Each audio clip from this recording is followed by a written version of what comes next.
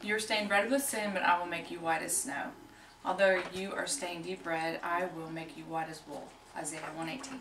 This is my mother's life verse and her favorite verse. I thought it would be interesting to share that with you. The next few moments I'd like to share her story about how she's gone through very many difficult circumstances in her life and how she has trusted God throughout each one of those horrible events. Her early years were kind of crazy. She was born July 30th, 1959 in Knoxville, Tennessee. She does have a younger brother named Michael.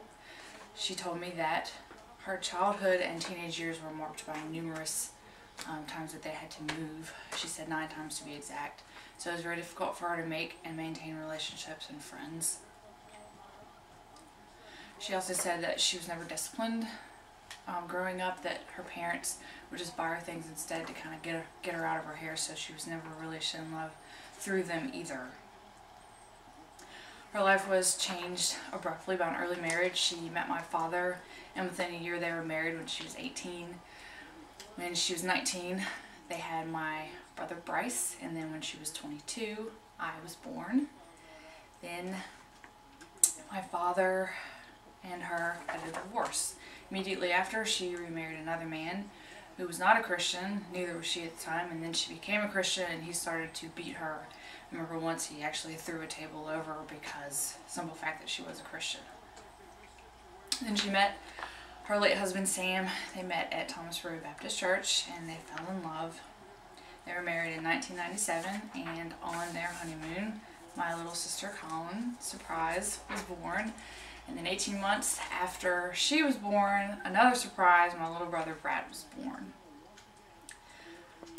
Tragically, in 2002, Sam was killed in a car accident, and Mom was all alone again. And again, she was forced to trust in God and His will and what He was doing in her life.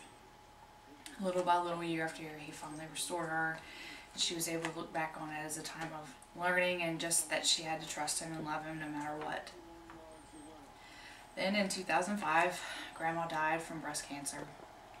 This was difficult because along with the death and having to trust God again and wonder why it even happened, my grandfather was a really big alcoholic, and so he was always around and acting crazy, so again that was just another horrible thing to go along with that.